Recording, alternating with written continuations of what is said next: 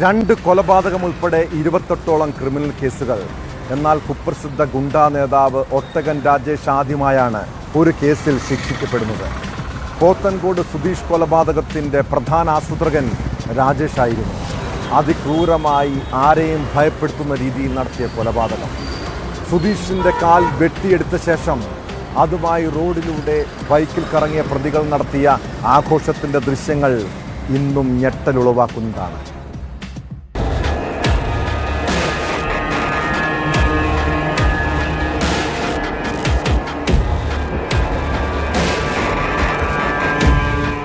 ഒരേ സമയം നാടിനെ നടുക്കിയതും ജനങ്ങളെ ഭീതിയിലാഴ്ത്തിയതുമായ സംഭവമായിരുന്നു പോത്തൻകോട്ടെ സുധീഷിന്റെ കൊലപാതകം. ലഹരി ഗുണ്ടാ സംഘങ്ങളുടെ പകയിലാണ് മറ്റൊരു ഗുണ്ടയായ സുധീഷിന് ജീവൻ നഷ്ടമായത്. കൊല്ലപ്പെട്ട സുധീഷും നിരവധി ക്രിമിനൽ കേസുകളിൽ പ്രതിയായിരുന്നു.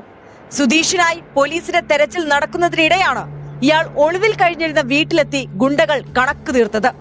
സുധീഷിന്റെ ഒളിത്താവളത്തെക്കുറിച്ച് അന്നേ ദിവസം വരെ പോലീസിന് യാതൊരു സൂചനയും ലഭിച്ചിരുന്നില്ല. പക്ഷേ ഗുണ്ടകൾക്ക് കൃത്യമായ വിവരം ലഭിച്ചത് പോലീസിനെ പോലും അമ്പരപ്പിച്ചു. പല കാരണങ്ങളാൽ സുധീഷിനോട് ശത്രുതയുണ്ടായിരുന്ന പൊതുശത്രുക്കൾ കൊലപാതകത്തിനായി ഒന്നിക്കുകയായിരുന്നു. പ്രതികളായ എല്ലാവരെയും സംഘടിപ്പിച്ചതും കൊലപാതകം ആസൂത്രണം ചെയ്തതും ഒട്ടകം രാജേഷാണ്. ഒളിവിൽ പോകുന്നതിന് പണവും വാഹനവും തയ്യാറാക്കി വെച്ചും ജാമ്യത്തിലിറങ്ങുന്നതിനുള്ള വഴികൾ ആലോചിച്ചുറപ്പിച്ചുമാണ് രാജേഷ് അടങ്ങുന്ന സംഘം കൊലപാതകം നടത്തിയത്.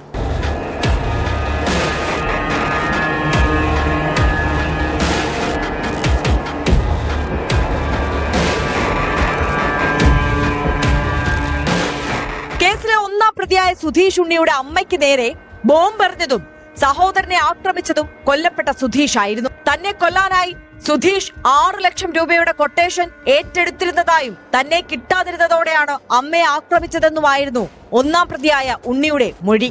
ഇതിനു പുറമെ ഒട്ടകം രാജേഷിന്റെ ഗുണ്ടാ സംഘത്തിലുള്ളവരെ സുധീഷ് മർദ്ദിച്ചതും പ്രതികാരത്തിന് കാരണമായി.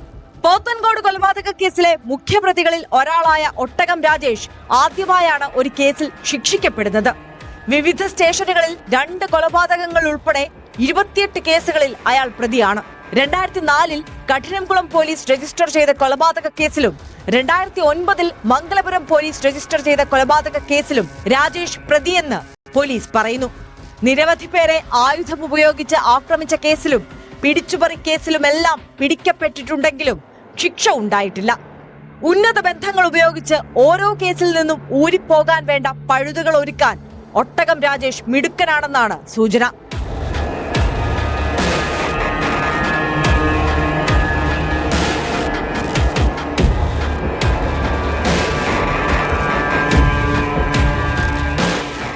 ന്യൂസ് 18 തിരുവനന്തപുരം.